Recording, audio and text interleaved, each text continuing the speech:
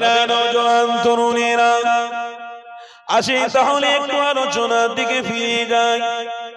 আল্লাহ নবী দোজাহানের বাদশাহ আজ থেকে 3000 বছর আগে এই শয়তানের বিরুদ্ধে যুদ্ধ করেছিল, এই শয়তানের বিরুদ্ধে বাঁচার অধিকার দিয়েছিল।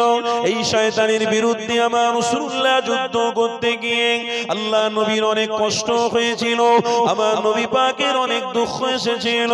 আল্লাহ নবী তবুও কিন্তু এই যুদ্ধে শহীদ হয়েছে। আল্লাহ নবী যুদ্ধের ময়দান থেকে পালিয়ে আসেনি। আমার আব্বা জানিরা আম্মা জানিরা আল্লাহ নবীর কথা শোনো। আল্লাহ নবী রক্ত যদি ঝরাতে পারে, আল্লাহ নবী দাঁতকে শহীদ যদি করতে পারে, কেন আমি আপনি আল্লাহ নবী দেখানো রাস্তায় চলতে পারি না? আমার রাসূলুল্লাহ কষ্ট করেছে একটাই কারণে, কেন আমার হাবিবকে এই পৃথিবীর মানুষের জন্য রহমত এবং নিরাপত্তা দিয়ে পাঠিয়ে দিয়েছে।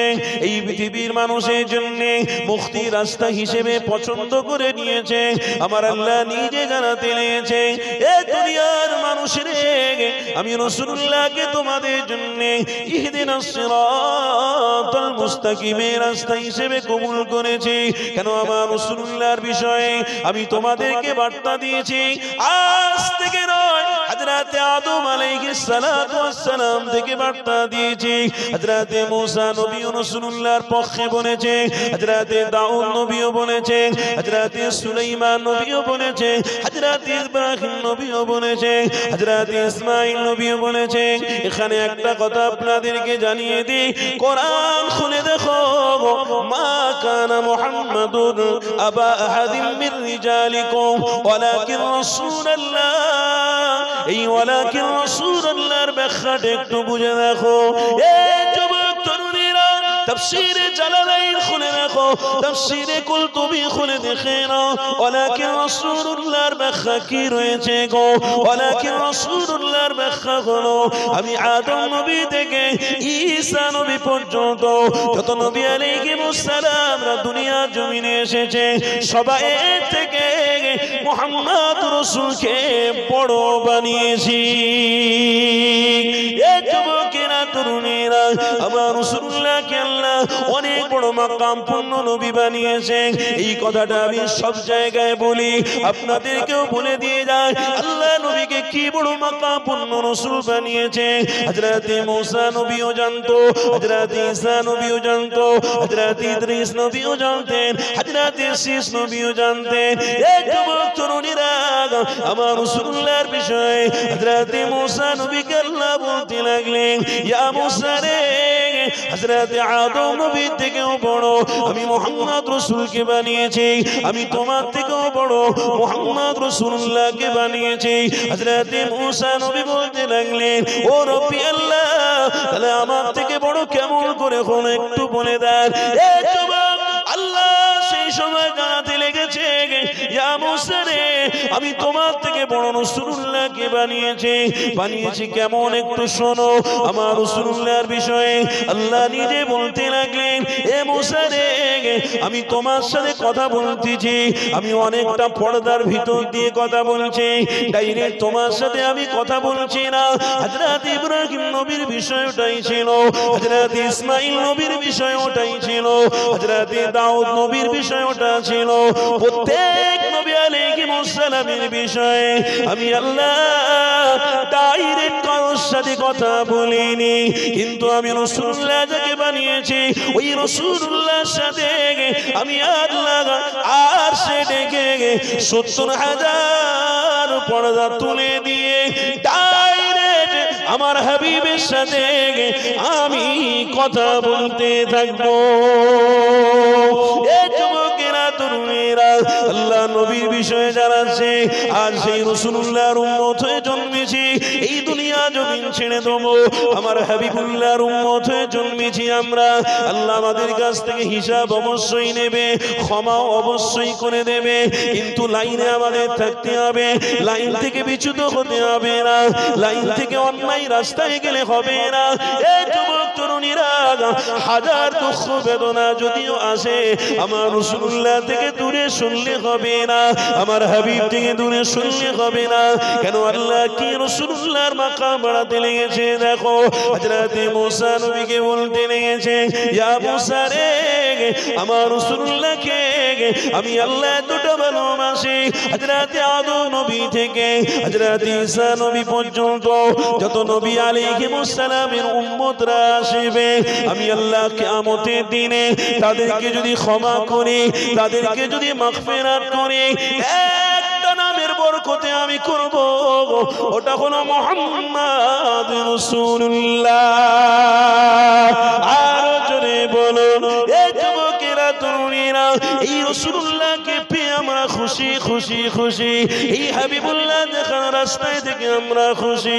আল্লাহ নবীর বিষয়ে আমার আল্লাহ জানাতে লেগেছে, ইয়া মুসা রে, আমার হাবিবকে আমি আল্লাহ কত বড় রাসূলুল্লাহ বানিয়েছি, কত বড় নবী বানিয়েছি। এ মুসা শুনে রেখে দাও, আমি রাসূলুল্লাহকে কেমন নবী বানিয়েছি। কাল কিয়ামতের দিনে হাসরের ময়দানে আমি বিচার ঘনিষ্ঠ করব, ওই বিচারের দিনে তোমরা সবাই দাঁড়িয়ে থাকবে, কিন্তু আমার হাবিবের হাতে একটা নিয়ামত আমি আল্লাহ দেবো, সেটা হলো জান্নাতের পানি। এটা কোন নবী আলাইহিস সালামকে দেবো না। আল্লাহর কোরআন খুলে দেখো, সূরা কাউসার খোলো, আল্লাহ নিজে জানাতে লেগেছে, এ দুনিয়ার মানুষেরা, ইন্না আ'তাইনাকাল কাউসার, এই কাউসারের পানি হলো জান্নাতি পানি। এই জান্নাতি পানি আমার কোন নবী আলাইহিস সালামের হাতে থাকবে না, আমার রাসূলুল্লাহর হাতে থাকবে। কেন? আমার হাবিবকে আমি বড়ই ভালোবাসি, আমার রাসূলকে আমি বড় পছন্দ করেছি। আমার রাসূলুল্লাহর হাতে এই জান্নাতি পানিটা থাকবে। আমার হাবিবুল্লাহ যাকে ভালোবাসবে, তার প্রেমিক উম্মতের সাথে কাছে কাছে গিয়ে আমার হাবিব পাক নিজের হাতে ঠোঁটে জান্নাতের পানি লাগিয়ে পান করাবে। আরো জোরে বলুন, সেই রাসূলুল্লাহর উম্মত হয়ে আমরা আনন্দিত। বলুন আলহামদুলিল্লাহ। আমাদের আপনাদের মনে অসুবিধা হচ্ছে, মন মানুষ ঠিক আছে তো? হ্যাঁ, ঘুম রে বাপ, এখন বিছনায় ঘুমোতে গেলেও ঘুম আসে না। কেন বলুন তো? ওই শয়তানের ডাব্বা আমাদের হাতে আছে, মোবাইল। ওরে বাপ, ওই মোবাইল দেখতে দেখতে ফজরের আজান পর্যন্ত আমার ছেলেরা করে, আর তার সাথে সাথে আব্বারা কিছু কিছু আছে, দোষ দিতে হবে, পক্ষে দিলে হবে না। সবাই আছে, শয়তানের ডাব্বার সাথে বন্ধুত্ব সবাই আছে। বাবা টাকা হারিয়ে যাবে যা, কিন্তু মোবাইল হারিয়ে গেলে মাথায় বাজ পড়ে যাবে। কি কথা ঠিক বলছি? মোবাইল খারাপ কেন? মোবাইল যদি হারিয়ে যায় মাথায় বাজ পড়ে যাবে। মোবাইল হারিয়ে গেলে আগে ঘুম থেকে উঠে বউ বাচ্চার মুখ দেখি না, আগে কি দেখি জানেন? মোবাইল আছে, এই মোবাইলটা কইরে, মোবাইলটা কই। আর যদি মোবাইল না দেখতে পায়, ও ছেলের সামনে থাক আর বউ সামনে তুলে আছাড় মারবে। হ্যাঁ রে বাপ, শয়তানের ডাব্বার সাথে এত বন্ধুত্ব করে ফেলেছে, এত বন্ধুত্ব কেন? মোবাইলে সবকিছু। ওরে বাপ, মোবাইল যে ডিজাইনের জিনিস এখন আমাদের কাছে, মোবাইল হারা মানে ঈমান হারিয়ে ফেলা। যা কর, মোবাইল হারিয়ে যাওয়া মানে ঈমান হারিয়ে যাওয়া, যা কর, এমন অবস্থা। আল্লাহ ক্ষমা করুক। দেখুন বাপ, এসব তো দুনিয়ার কিছু মানুষের চক্রান্ত, দুনিয়ার শয়তানের চক্রান্ত। আগামী দিনও করেছে, আজও করছে, আগামী দিনও করেছে, আজও করছে। কিন্তু আমরা তো ওইসব শয়তানি চক্রান্ত, তোর পয়সা, তোর ইঞ্জিনিয়ার, তোর কারিগর, তোর সায়েন্স, তোর গবেষণা তোর কাছে রেখে দিকে যা। সর্বপ্রথমে পৃথিবী জমিনে আদম আলাইহিস সালাতু ওয়াস সালামকে দিয়ে পৃথিবী শুরু করেছে। মুহাম্মদ রাসূলকে আল্লাহ পাঠিয়ে পৃথিবীটাকে শেষ করবে, পাঠিয়ে দিয়েওছে, শেষ করবে। তবে মনে রাখো, তোমার অহংকার, সায়েন্স, তোমার সায়েন্স, তোমার গবেষণা, তোমার চর্চা দিয়ে তুমি মনে করছো আমি শিক্ষিত, মানে আমি বিশাল কিছু। তোমার গবেষণা, তোমার চর্চা তোমার কাছে তুমি রেখে দাও। আমার রাসূলুল্লাহকে আল্লাহ সর্বশিক্ষা, সর্ব সায়েন্সের বড় সায়েন্স করে পৃথিবীর জমিনে পাঠিয়েছে। আর একটু জোরে বলুন।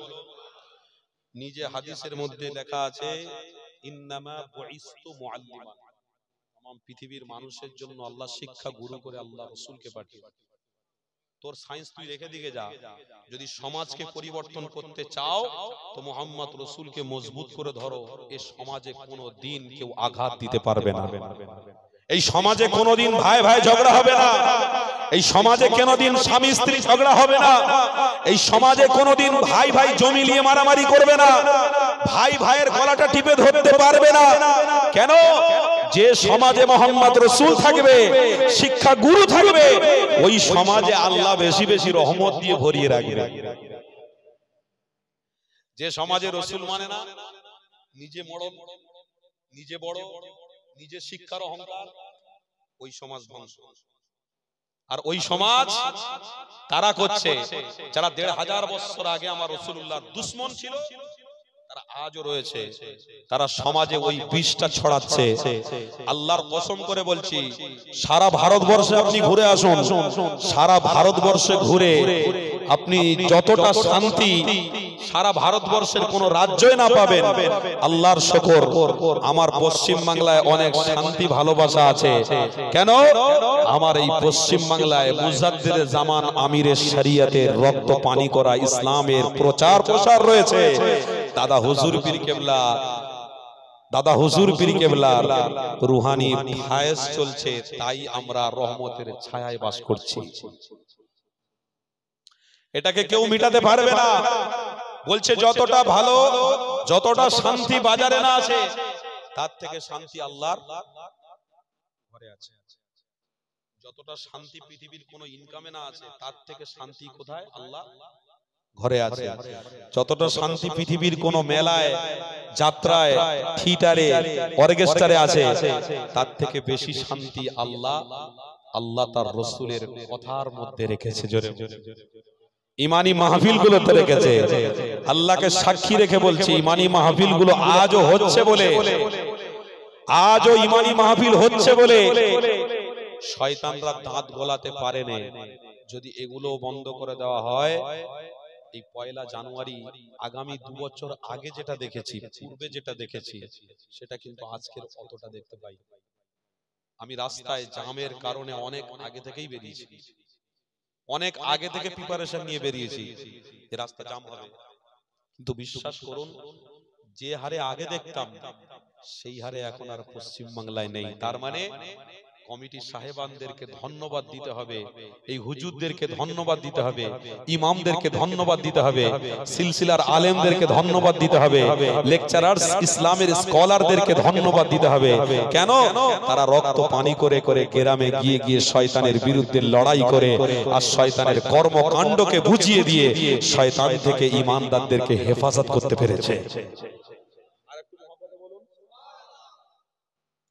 25% মানুষ হয়তো খারাপ আছে, বিশ্বাস করুন 25% কমে গেছে। এই মাইক লারে লাপ্পা, এই যে 1লা জানুয়ারি, এই যে 25শে জানুয়ারি, সেরকম আমি দেখতে পাইনি। কারণ আমরাও তো জায়গা জায়গায় ঘুরছি, তো আমরাও তো জায়গায় জায়গায় গিয়ে ইনফরমেশন করছি, ইনকোয়ারি করছি, আমরা দেখছি, তো বিশ্বাস করুন দেখতে পাইনি। 25% কমেছে। ধন্যবাদ দেওয়ার দরকার ইমাম সাহেবদের, ধন্যবাদ দেওয়ার দরকার পীর সাহেবদের, ধন্যবাদ দেওয়ার দরকার পীরজাদাদের, ধন্যবাদ দেওয়ার দরকার ইসলামের স্কলার আলেম ওলামাদের। সত্যি যে আমার সমাজকে খারাপ থেকে বাঁচাতে পেরেছে, আলহামদুলিল্লাহ। আল্লাহর শুকরিয়া আদায় করুন, বলো আলহামদুলিল্লাহ। খারাপ সমাজ থেকে বাঁচাতে পেরেছে। তাই যুবক আপনাদেরকে বলে দিয়ে যাই, রাসূল তো আমাদেরকে জান্নাতের রাস্তায় ছেড়ে দিয়ে গেছে যে তোমরা এখানে থাকো, আমি ওই পারে দাঁড়িয়ে থাকবো, জান্নাতের পানি নিয়ে তোমাদেরকে পান করাবো, ডাইরেক্ট আল্লাহর সাথে তোমাদের দিদার করিয়ে দেবো। কোনো টেনশন নেই, এই রাস্তাটা ধরে রাখো। তাই আজ আমরা সব শিক্ষাকে সম্মান করি, কিন্তু মুহাম্মদ রাসূলকে বাদ দিয়ে নয়। সব শিক্ষাকে, সব এডুকেশনকে সম্মান করি, কিন্তু মোহাম্মদ রসুলকে বাদ দিয়ে নয়। কেন? যেখানে রসুল সেখানে রহমত, যেখানে রসুল সেখানে শান্তি, যেখানে ইসলাম সেখানে মানবতা, যেখানে রসুল সেখানে ইসলাম, যেখানে ইসলাম সেখানে ছায়া, যেখানে ইসলাম সেখানে ভ্রাতৃত্ব, যেখানে ইসলাম সেখানে মানবতা, যেখানে ইসলাম সেখানে প্রেম, যেখানে ইসলাম সেখানে মা বাপের ভালোবাসা। জোরে বলো। রসুল নেই, ইসলাম নেই। রসুল নেই, ইসলাম নেই। আপনি জানেন ইংল্যান্ডের সবথেকে বড় লোক, পয়সাওয়ালা 10 জনের মধ্যে একজন, তার নাম কি জানো? জ্যাং ক্যানিক্স, এইরকম একটা ইংরেজিতে নাম। বাবা, তাদের নাম করতে গেলে মাথা খারাপ। এই কিছুদিন আগে প্লেনে উঠেছিলাম, জলসা করে ফিরছিলাম, ওরে বাপ রে বাপ, 15 বার তো প্লেন চড়া হয়ে গেল, আর কত বাকি আছে কপাল সে তো আল্লাহ জানে। দোয়া করবেন না হিংসা করবেন? দোয়া করবেন না? বলে হিংসা করবেন। দোয়া করবেন না হিংসা করবেন? হায়দা হিংসা করবেন, কারণ আপনাকে নিয়ে যাই বলে। হ্যাঁ, তাহলে আমার সাথে যাবে, নাম্বারটা নেবেন তোমার, আমার সাথে আমি নিয়ে যাবো। আরে আমার ড্রাইভার যদি প্লেনে উঠতে পারে আমার জন্য, আপনি কেন যেতে পারবেন? নাম্বারটা নিয়ে নেবেন। হিংসা নয়, দোয়া করবেন। কেন দোয়া করবেন? যে আল্লাহ ইসলামের স্কলারদেরকে আরো দূর পর্যন্ত পৌঁছে দেন। কেন? শয়তানের বিরুদ্ধে যতই যুদ্ধ করবে, ইসলাম যত দ্রুত গতিতে ছুটবে, তত আল্লাহর জান্নাতে তাড়াতাড়ি আমরা পৌঁছে যেতে পারবো। দোয়া করবেন সব সময়, হুজুরদেরকে ভালোবাসবেন, ওলামাদেরকে মাথায় তুলে রাখবেন, পায়ের কাছে নয় মাথায় তুলে রাখবেন। আরো পৃথিবীতে ধর্ম আছে, আল্লাহকে সাক্ষী রেখে বলছি, তাদের ধর্মের স্কলার যারা, তাদের ধর্মের পণ্ডিত যারা, তাদেরকে কি হালে ভালোবাসে, তাদের এত ভালোবাসে যে মেয়েরা তাদের মাথার চুলগুলো দিয়ে তাদের পা ধুইয়ে দেয়। আমাদের জন্য তো ওটা হারাম।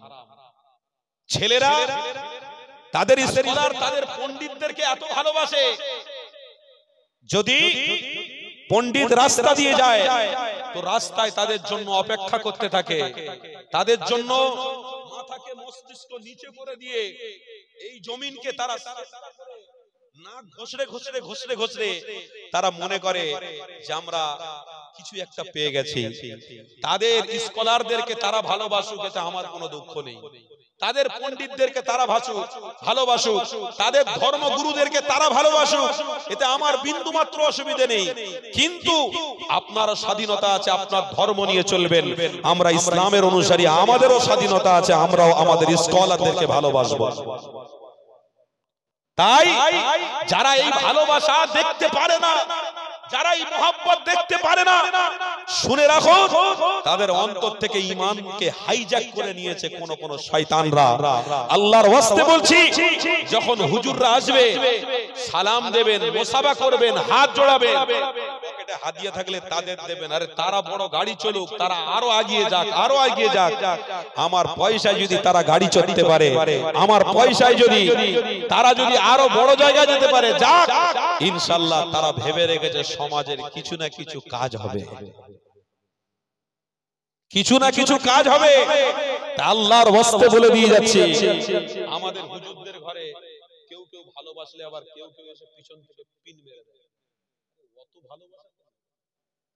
ভালোবাসা কি উতলে উঠেছে নাকি? হুজুরদের সাথে অত খাতির কিসের? আরে জানেন নাই হুজুররা কারা? আল উলামা ওয়ারাসাতুল আম্বিয়া, এরা হলো নবীর ওয়ারিস।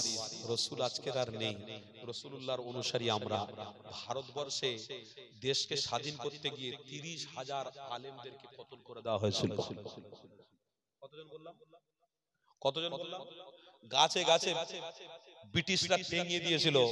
30,000 উলামা, শায়েখ, মাশায়েখ, আল্লাহর ওলিদের কতল করে দিয়েছিল। 30,000 উলামাদের রক্তের বিনিময়ে দেশকে স্বাধীন করতে পারা গেছে। তাহলে আপনি বলুন, আপনার টাকায় আমরা গাড়ি চড়বো, প্লেনে চড়ছি, যাচ্ছি, আরে ভাই এতে হিংসার কি আছে? আরো যে ধর্মগুলো আছে তাদের গুরুদেরকে তারা যদি ভালোবাসে, তাহলে আমরা রাসূলুল্লাহর উম্মত, আমরা কেন উলামাদেরকে ভালোবাসবো না? আমরা রসুলের অনুসারী, আমরা কেন ওলামাদেরকে ভালোবাসবো না? কেন? এদেরকে সব সময় আগিয়ে আগিয়ে রাখবেন, আপনারা পিছনে রাখবেন। ওই জন্যই তো আল্লাহ নিয়ম করে দিয়েছে, কোন ইমামকে পিছনে রাখবেন না, ইমাম সব সময় সামনে থাকবে। নামাজের সময়ও সামনে, জানাজারের সময়ও সামনে, ঈদুল ফিতরের নামাজেরও সামনে, ঈদুল আজহার জামাতেও সামনে। ইমামরা সামনে থাকে না পিছনে থাকে? সামনে থাকে না পিছনে থাকে? ওই জন্য আলেমদেরকে সামনে রাখো, তোমরা পিছনে থাকো। ইনশাআল্লাহ ওই এক আলেমের ওসিলায় আল্লাহ হাজার দুশমনদেরকে সাইজ করে দিতে পারে। এক হক্কানি পীরের ওসিলায় আল্লাহ হাজার দুশমনদেরকে সাইজ করে দিতে পারে।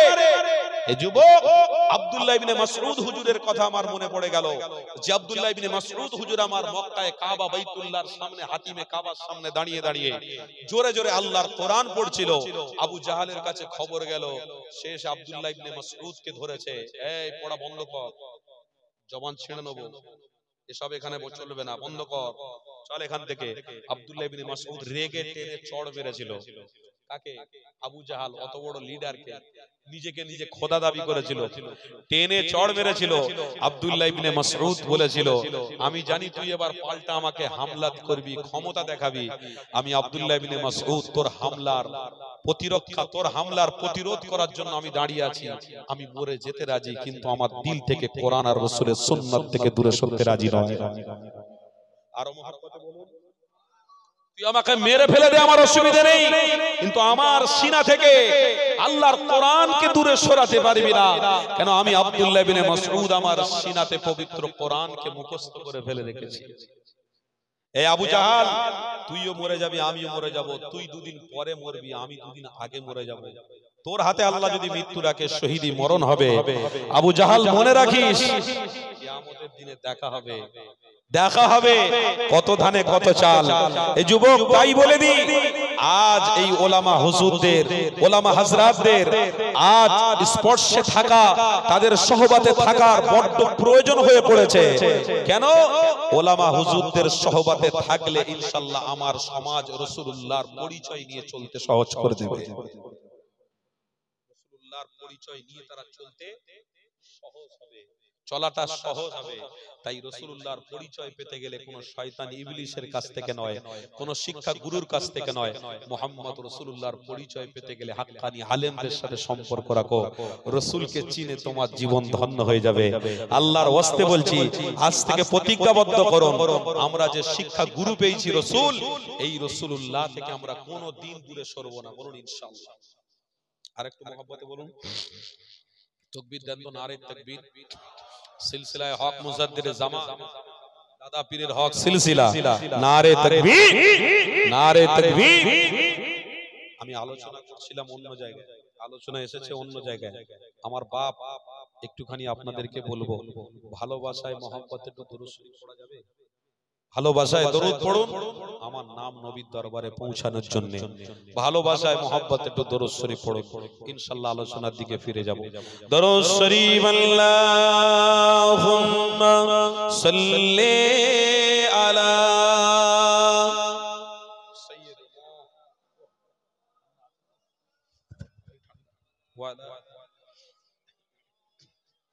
সাইয়্যিদিনা মাওলানা, বলুন না সকলে, সাল্লাল্লাহু তাআলা আলাইহি ওয়াসাল্লাম।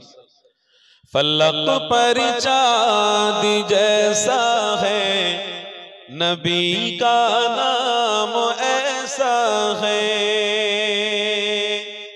दिलों से गम मिटाता है, मोहम्मद नाम ऐसा है। बोलूं ना सुभान अल्लाह। ए दिल जब गम के मारा हो, मोहम्मद याद आते हैं, जुदा जब कोई प्यारा हो, मोहम्मद याद आते हैं। जरे হবে না একটু ভালোবাসায় বলুন না, फलक पर चांद जैसा है, नबी का नाम ऐसा है, दिलों से गम मिटाता है, मोहम्मद नाम ऐसा है कि उनकी याद की शबनम है मरहम मेरे जख्मों को, और उनकी नाम की बरकत से दिल तस्कीन पाते हैं, और उनकी नाम की बरकत से दिल तस्कीन पाते हैं। फलक पर चाँद जैसा है नबी का नाम ऐसा है।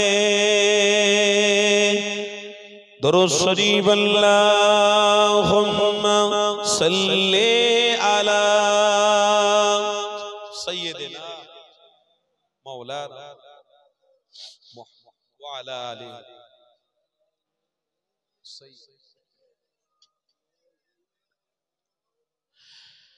किसी का दिल दुखाना सताओ खल्क़ बारी को, किसी का दिल दुखाना सताओ खल्क़ बारी को, मेहरबानी का हर रास्ता मदीने को ही जाते हैं। रहमतेर सब रास्ता আমার নবীর ওসিলা আল্লাহ খুলে রেখেছেন। জোরে বলে কবি এত সুন্দর কথা বলছেন, বলার কোনো আমার দরকার ছিল না। বিশ্বাস করুন ইশকে রাসূল ছিল বলে আমি একটু আপনাদেরকে বললাম। সব রাস্তা আমার রাসূলুল্লাহর জন্য আল্লাহ খুলে রেখেছে। কবি কত সুন্দর কথা, মেহেরবানি का हर रास्ता मदीने को ही जाते हैं, फलक पर चाँद जैसा है नबी का नाम ऐसा है, दिलों से गम मिटाता है मोहम्मद नाम ऐसा है। जोरे जोरे ला इलाहा इल्लल्लाह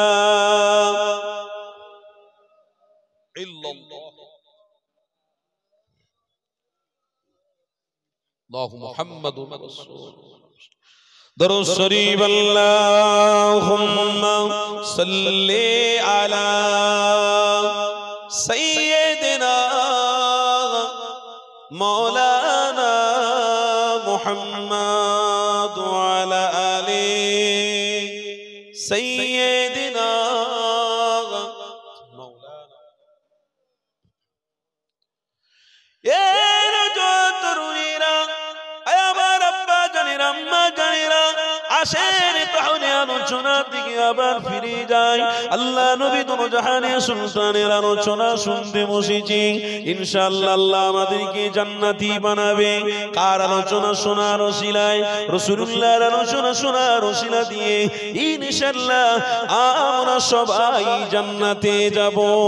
বলুন ইনশাআল্লাহ, বলুন সকলে আল্লাহুম্মা আমিন। এই যুবক তরুণীরা, তাই তো সমাজে আমার আপনার নবী নবী দয়া নবী আমার জান্নাতের রাস্তায় রেখে দেওয়ার জন্য আমার হাবিব বড় কষ্ট করেছিল, আমার নবী বড় দুঃখ পেয়েছিল। তারপরে উম্মতদেরকে এই জান্নাতের রাস্তায় রেখে গেছে। এই যুবকেরা, আমার রাসূলুল্লাহ ছাড়া আমার জীবন চালানো যাবে না, আমার রাসূল ছাড়া জীবনকে পরিচালনা করা যাবে না।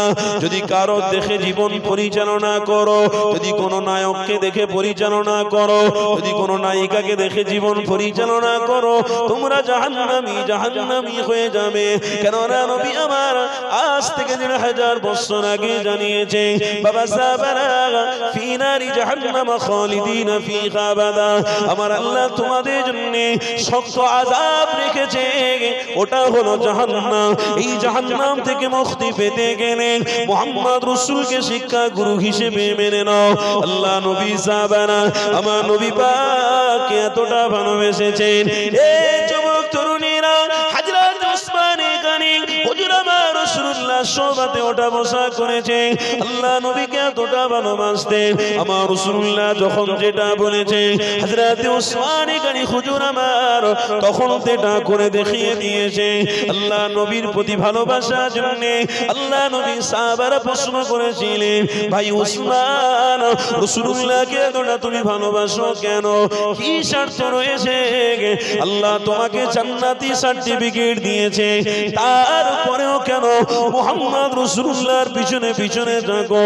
আমার নবী পাকের সাহাবী হযরত উসমান গনি বলতে লেগেছে, বাবা সাহাবারে, আমি রাসূলুল্লাহর প্রেমিক, এই জন্য আমার দিলের ভিতরে একটা নিয়ত রয়েছে, আমি আমার হাবিবের সাথে আল্লাহর জান্নাতে যেতে চাই। আরো জোরে বলুন, এ যুবক তরুণীরা, আশা দেখো মনে, আল্লাহ নবী দিন দুনিয়া বাসা হাবিবুল্লাহর সাথে আল্লাহ জান্নাতে যাওয়ার আশা রয়েছে। হযরত উসমান গনিকে আল্লাহ জান্নাতি বলে তিনি ঘোষণা করে দিয়েছে, তারপরেও মুহাম্মদ রাসূলুল্লাহকে ভালোবেসেছে কেন? এই জন্য বেসেছে আমার হাবিবকে ভালোবাসলে আল্লাহকে খুশি করাবে। এই দুনিয়া জমিনে যা মজা রয়েছে, এই পৃথিবীতে যা আনন্দ রয়েছে, তার থেকে হাজার হাজার হাজার হাজার গুণ বেশি আনন্দ আমার নবী পাকের চেহারার মধ্যে রয়েছে। যুবক তরুণীরা, আমার আব্বা জানেরা, শোনো, আল্লাহ নবীকে যারা ভালোবেসে জীবন যদি কাটাতে পারে, আজ আমরা সেই রাসূলুল্লাহর উম্মত দাবি করি, আমার হাবিবুল্লাহকে ভালোবাসি বলি, কিন্তু আমাদের কর্মকাণ্ড, আমাদের কাজ চলাফেরা, ওঠা বসা কোন শয়তানের রাস্তায় হচ্ছে না তো একটু চিন্তা করে দেখুন। আমাদের ঘরের বাচ্চারা আর শয়তানের রাস্তা ধরে নিয়েছে, আমাদের ঘরের মায়েরা বোনেরা শয়তানের রাস্তা ধরে নিয়েছে, আমার মায়ের ঘরেরা, আমার মা আমার বোনেরা রাস্তা দিয়ে যখন বের হয় তাদের হিসাবটা থাকে না, এটাই বড় দুঃখ লাগে, কষ্ট লাগে। এই যুবকেরা, আজ থেকে দায়িত্ব নাও, নিজের বাড়ি, নিজের হাল পরিবারকে দায়িত্ব নিয়ে নাও। জাহান্নামের আগুন থেকে আমার পরিবারকে বাঁচাতে হবে, জাহান্নামের আগুন থেকে আমাকে নিজেকে বাঁচতে হবে। আপনি যেমন নিজে বাঁচার জন্য এই ঈমানি মাহফিলে এসেছেন, আপনি যেমন নিজেকে বাঁচার জন্য আল্লাহর ঘরে গিয়ে সিজদা দিচ্ছেন, আপনার বিবি যেন সেই রকম সিজদাটা দিতে পারে, আপনার বাচ্চা যেন সিজদা দিতে পারে, আপনার হাল পরিবার যেন সিজদা দিতে পারে। কেন আমার নবী পাক জানিয়ে গেছে, এ বাবা সাহাবারে, আমি রাসূলুল্লাহ তোমাদেরকে জানিয়ে দিলাম, ফি নারি জাহান্নাম খালিদিনা ফিহা আবাদা, জাহান্নামের খোরাক হতে যাও না।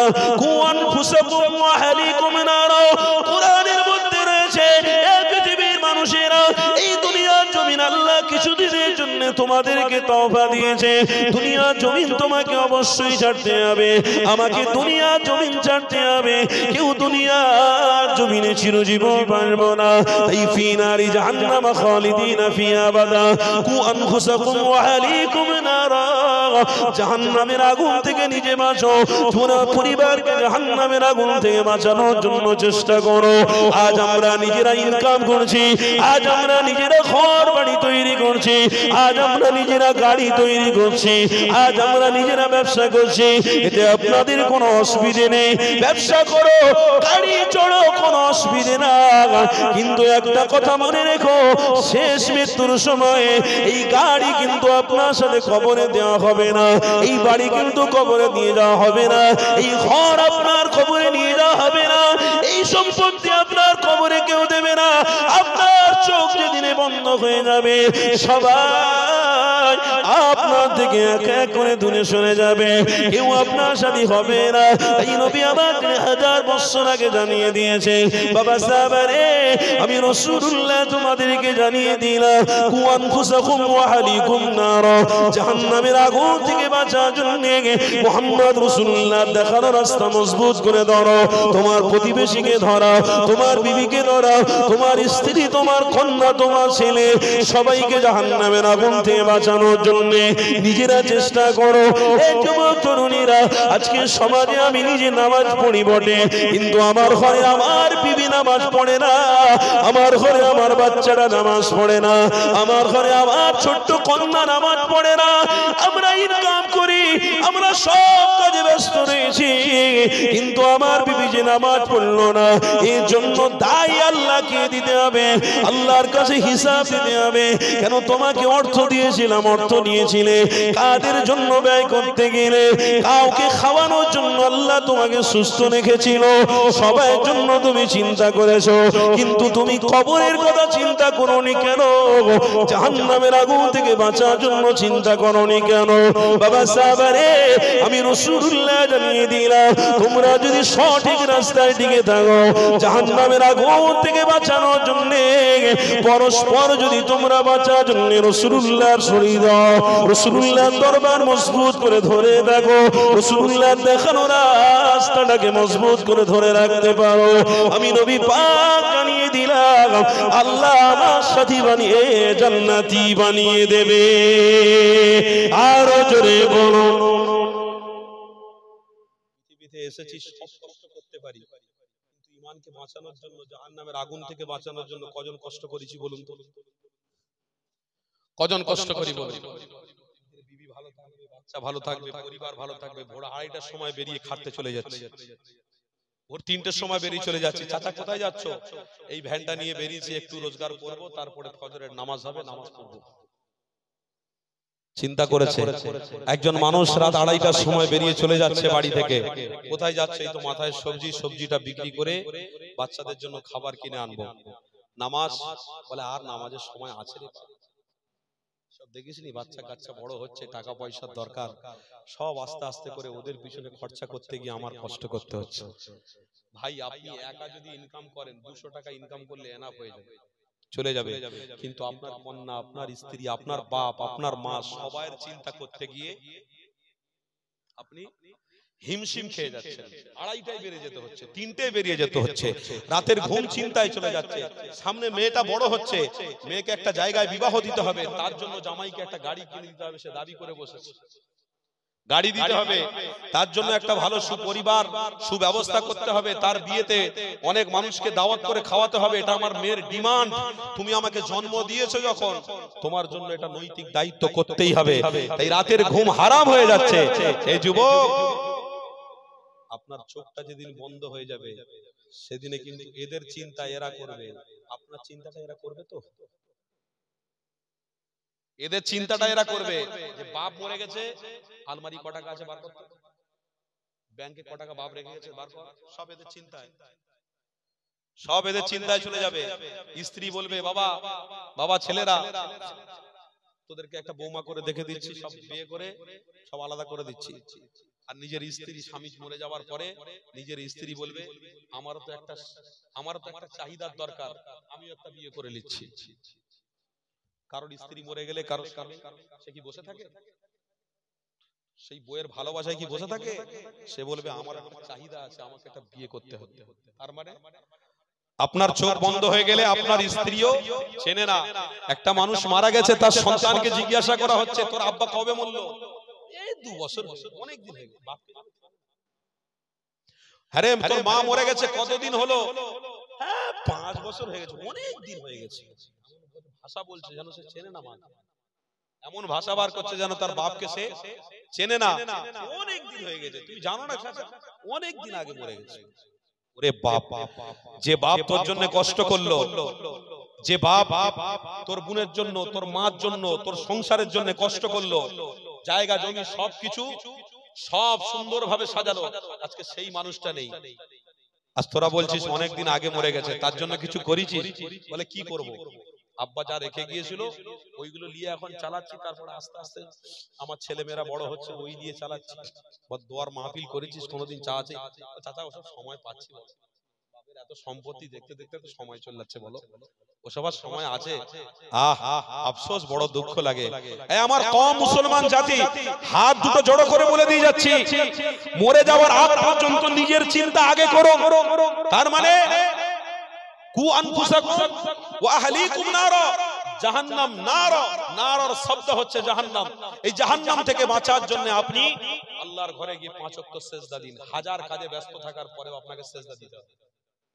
কেন? আল্লাহ আমাকে সুস্থ রেখেছে, সবল রেখেছে, আল্লাহর কাজটা আমাকে প্রাধান্য দিতে হবে আগে। কেন?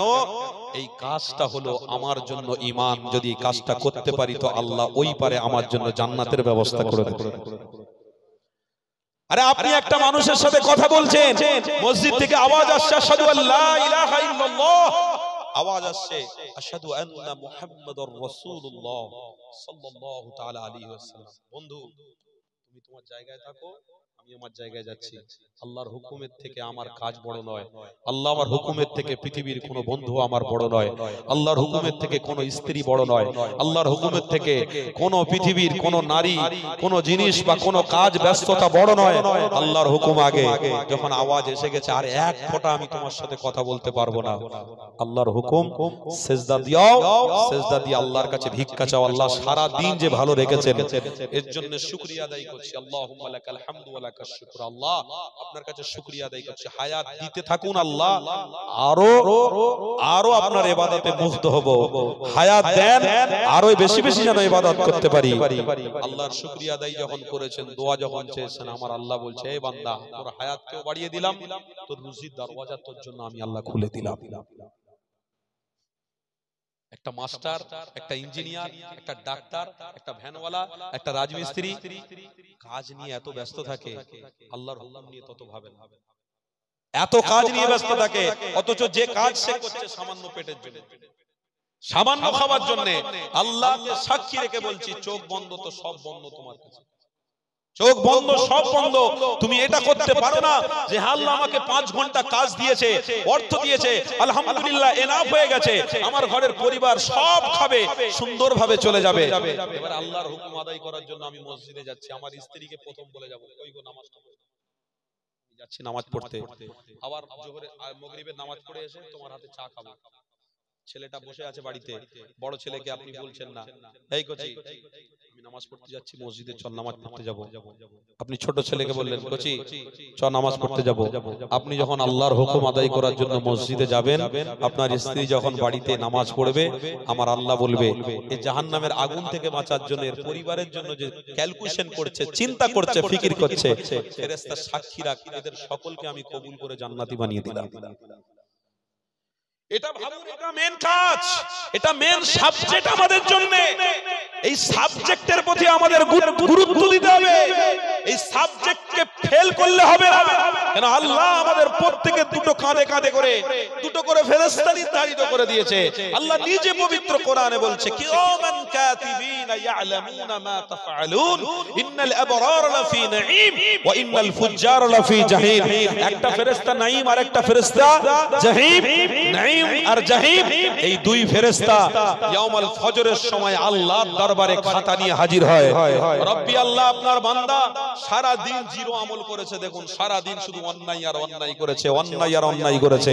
তার নিজের স্বার্থ নিয়ে ব্যস্ত ছিল, নিজের পরিবারকে খুশি করেছে, আনন্দ করেছে, অর্থ দিয়েছে, গয়না কিনে দিয়েছে, সোনা কিনে দিয়েছে, নাকের নাকচুয়া কিনে দিয়েছে, কানের ফুলতড়ি কিনে দিয়েছে, তার কন্যার জন্য ভেবেছে, তার পরিবারের জন্য ভেবেছে, বাপের জন্য ভেবেছে, মায়ের জন্য ভেবেছে।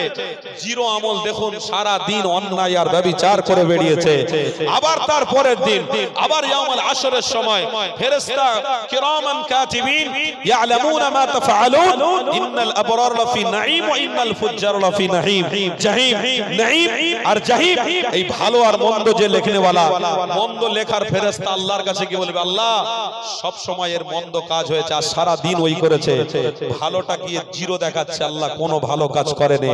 এ যুবক, তুমি যখন প্রতিজ্ঞাবদ্ধ করে রাসূলুল্লাহর প্রেম সিনাতে নিয়ে যখন তুমি পথ চলা শুরু করবে, তোমার হাল পরিবারকে নামাজে অবস্থায় রেখে দিয়ে যাবে, তোমার পরিবারকে হালাল অবস্থায় রেখে দিয়ে যাবে, তোমার পরিবারকে রাসূলের সুন্নাতের উপরে রেখে যাবে।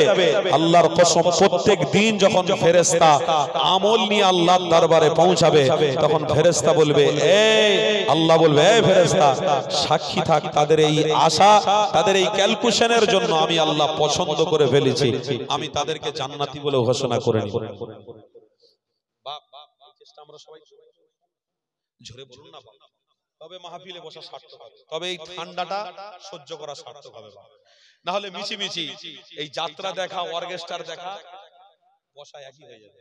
আল্লাহর ওয়াস্তে বলছি, সার্থক হবে তখন যখন প্রতিজ্ঞাবদ্ধ করে আপনারা বাড়ি যাবেন। আপনি নিজে নামাজ পড়বেন, আপনার পরিবারকে নামাজের কথা বলবেন তো ইনশাআল্লাহ। জোরে বলুন ইনশাআল্লাহ। 5 ঘন্টা খাটনি হবে, 5 ঘন্টা খাটবো, 8 ঘন্টা খাটবো, কিন্তু আল্লাহর হুকুম যখনই থাকবে আমরা তখনই সেই রাস্তায় টিকে থাকবে। আমার পরিবারকে সেই রাস্তায় টিকে রাখবে, আমার পরিবারকে আল্লাহর হুকুমের দিকে রেখে যাব। আমি মরে যাওয়ার পরে আমার পরিবার যেন আল্লাহর হুকুমের দিকে বেঁচে থাকে। আজ আমার স্ত্রীকে আমি এত ভালোবাসি, আমার স্ত্রীকে নামাজের কথা বলতে চাই না, বলতে পারি না, বললেই আমার স্ত্রী রেগে ওঠে। আমার মা আর বোনদেরকে বলে দিয়ে যাচ্ছি, আমার রাসূল বলেছে তুমি জাহান্নামের খোরাক হতে যেও না, আল্লাহ তোমাকে জান্নাতি মেহমান বলে কবুল করেছে। কেন? তুমি রাসূলুল্লাহর উম্মত হয়ে পৃথিবীতে জন্মেছো।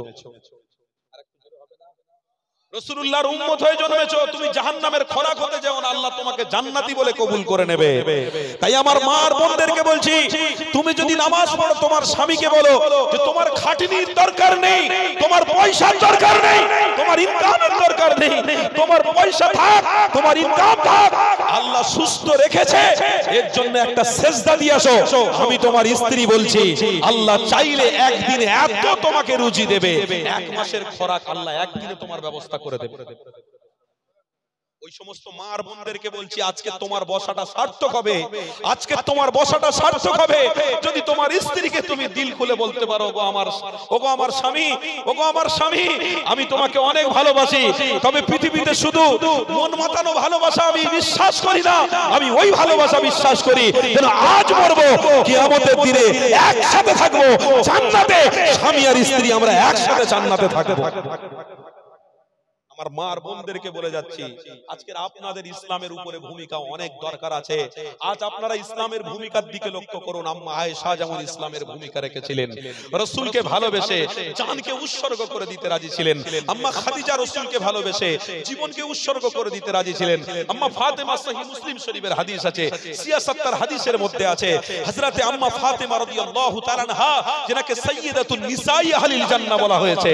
আরে সেই সাইয়্যিদাতুন নিসাই জান্নাহ, সেই ফাতেমা রাদিয়াল্লাহু তাআলা আনহার কাছে খাবার নেই, অভাব রয়েছে, কিন্তু স্বামী থেকে মোহাব্বত থেকে দূর সরে যায় না। স্বামী নামাজি, স্ত্রীও নামাজি। আমার রাসূলকে আল্লাহ বলছে, হাবিব আপনি ঘোষণা করে দিন আপনার ওই যে জামাই আর কন্যাকে আমি আল্লাহ জান্নাতি বলে কবুল করে নিয়েছি। শুধু জান্নাতি বলে কবুল করেনি, আপনার কন্যাকে আমি জান্নাতের মহিলাদের সর্দারিনী বানিয়ে দিয়েছি। কতটা ত্যাগ করেছে। তাদের ভিতরে অর্থ ছিল না, তাদের মধ্যে ব্যবসা করার ঝোঁক ছিল না, তাদের ভিতরে দুনিয়াদারি করার ঝোঁক ছিল না, সব করেছে, কিন্তু আল্লাহর হুকুমের থেকে বেশি নয়, রাসূলের সুন্নাতের উপর থেকে লিমিট ক্রস করেনি। আল্লাহর ওয়াস্তে বলে দিয়ে যাচ্ছি, আপনার এত ঝোঁক যে আসল রাস্তা ভুলে গিয়ে আপনি নকলের দিকে ঢুকছেন, আসল রাস্তা ছেড়ে দিয়ে নকলের দিকে ঘুরছেন। আজকের অধিকাংশ মা আর বোনেরা বোরকা পরে বাইরে বের হয় বটে, কিন্তু তার মুখেতে হেজাব থাকে না। আপনারা দেখেননি অধিকাংশ মা বোনেরা স্বামীকে এত ভালোবাসে, স্বামীকে বলে চলো আজকের দিনে একটু ঘুরতে বেরাই। আলহামদুলিল্লাহ, স্বামী স্ত্রী ঘুরতে যাওয়া জায়েজ আছে, কোনো অসুবিধা নেই, জায়েজ আছে। আপনার বাচ্চাদেরকে নিয়ে আপনি ঘুরতে বেরোবেন, জায়েজ আছে, কিন্তু আপনি স্বামী হয়ে আপনার স্ত্রীর দিকে একটু তাকালেন না যে আমার স্ত্রীটা আমার মহব্বতের জিনিস, আমার স্ত্রীটা আমার ভালোবাসার জিনিস, আমি তাকে আলহামদুলিল্লাহ বলে কবুল করেছিলাম, আমি তাকে নিয়ে সংসার করব বলে প্রতিজ্ঞাবদ্ধ করেছিলাম। আমার স্ত্রীর প্রতি এত অনীহা কেন এসে গেল? মোবাইলে কোনো নারীকে পছন্দ হয়ে গেল নাকি? মোবাইলে কোনো নারীর সঙ্গে প্রেম করে মোবাইলে কথা বলে তো আপনার স্ত্রীর সাথে দূরত্ব বজায় রাখতে শুরু করছেন নাকি? আল্লাহর ওয়াস্তে নয়, আপনার স্ত্রীকে যদি আপনি ভালোবাসেন, আপনার স্ত্রী যখন বাইরে বেরোবে হেজাব তো পরবেই পরবে, এটা তো ফরজ, তার সাথে সাথে মুখটাই যেন হেজাব দিয়ে বের হয়, মুখটা যেন হেজাব দেয়। কেন? মুখে যখন হেজাব থাকবে আপনার স্ত্রী বাইরে বেরোবে, আলহামদুলিল্লাহ আপনার স্ত্রীও জাহান্নামের আগুন থেকে বাঁচবে, আপনাকেও আল্লাহ জাহান্নামের আগুন থেকে বাঁচিয়ে নেবে। এই কথা বলতে গিয়ে আমার একটা কথা মনে পড়ে গেল। আব্দুল কাদের জিলানী রহমাতুল্লাহ আলাইহি, তেনার আব্বা জান, তেনার আব্বার নাম কি ছিল? আবু সালেহ মুসা জঙ্গি রহমাতুল্লাহ আলাইহি। তিনি মস্ত বড় আল্লাহর ওলি ছিলেন। আবু সালেহ মুসা জঙ্গি রহমাতুল্লাহ আলাইহি একদিন রাস্তা দিয়ে হেঁটে হেঁটে আসছেন। আমার কথাতে আপনাদের অসুবিধা হচ্ছে না? কষ্ট হচ্ছে না তো? এখানে সামান্য একটা শিক্ষা রয়েছে, একটু হালকা করে বলে দিই। আবু সালেহ মুসা জঙ্গি রহমাতুল্লাহ আলাইহি রাস্তা দিয়ে হেঁটে হেঁটে আসছেন, রাস্তার ধারে দেখলেন একটা নারীর জামা শুকোচ্ছে, একটা নারীর কাপড় শুকোচ্ছে।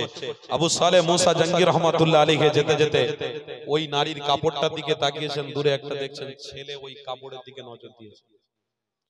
ওই ছেলের দিকে নজর পড়লো, গভীর মনোযোগ দিয়ে দেখলেন ওই ছেলেটা ওই কাপড়ের দিকে নজর দিয়েছে, ওই নারীটার কাপড়ের দিকে এক ঠায় তাকিয়ে রয়েছে, বদ নজর পড়ছে। আবু সালেহ মুসা জঙ্গি রহমাতুল্লাহ আলাইহি ওই কাপড়টাকে পেড়ে নিয়ে টুকরো টুকরো করে ওইখানে জ্বালিয়ে দিলেন, পুড়িয়ে দিলেন।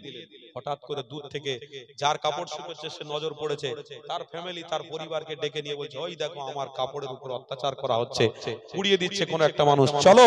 সবাই ছুটে এসেছে আবু সালেহ মুসাকে অপমান করবে। আবু সালেহ জঙ্গি মুসা রহমাতুল্লাহ আলাইহি তিনি বলেছিলেন, অপমান করো না, শোনো আমি তোমাকে আজকে দাঁড়িয়ে বলছি উপকার করেছি। কি উপকার করেছেন আপনি? আমার মেয়ের কাপড়টা পুড়িয়ে দিয়ে আমার উপকার করেছেন। আপনার স্বাধীনতা কে দিয়েছে? আমার মেয়ের কাপড়টা পোড়ানো কে স্বাধীনতা দিয়েছে? আমার মেয়ের কাপড় পুড়িয়ে জামা পুড়িয়ে আপনি আমার উপকার করেছেন।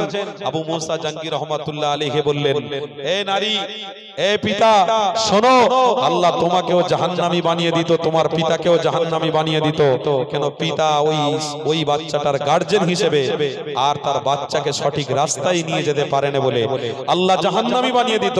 কিন্তু আমি আবু সালেহ মুসা জঙ্গি রহমাতুল্লাহ আলাইহি এই যে কাপড় শুকোচ্ছিল, এই কাপড়টা রাস্তার উপরে ছিল বলে একটা পুরুষ রাস্তার ধার দিয়ে যেতে যেতে হঠাৎ করে ওই কাপড়টার দিকে লক্ষ্য করেছে, লক্ষ্য করে বদ নজর দিয়ে দেখছিল যে এই কাপড়টা যদি এই রকম হয় তো নারীটা কেমন দেখতে, এই কাপড় যদি এই ডিজাইনের হয় তো নারীটা দেখতে কেমন হবে।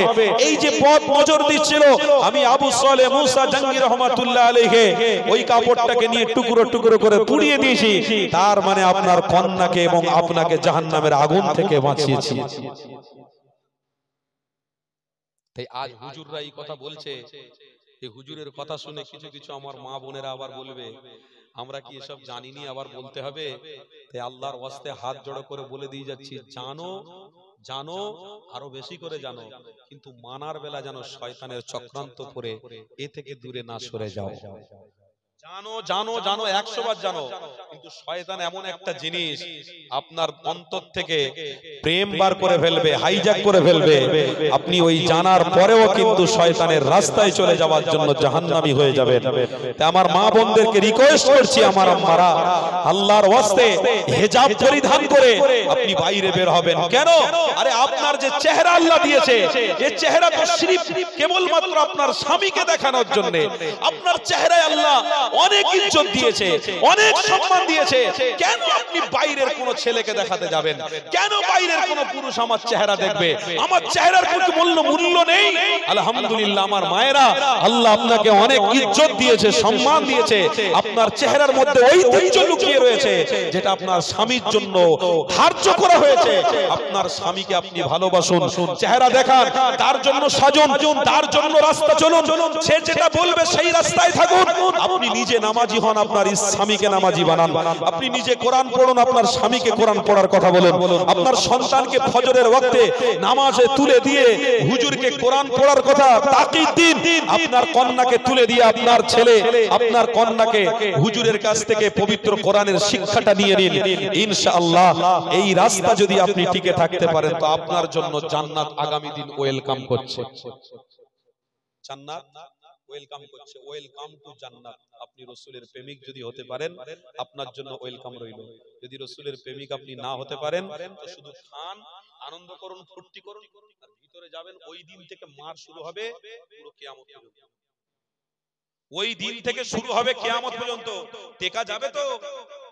এই তো কিছুদিন আগে দেখছিলাম একটা লাশকে দাফন করা হয়েছে, 1 ঘন্টা 4-5 ঘন্টা আরবের একটা জায়গায় ঘটনা ঘটেছে।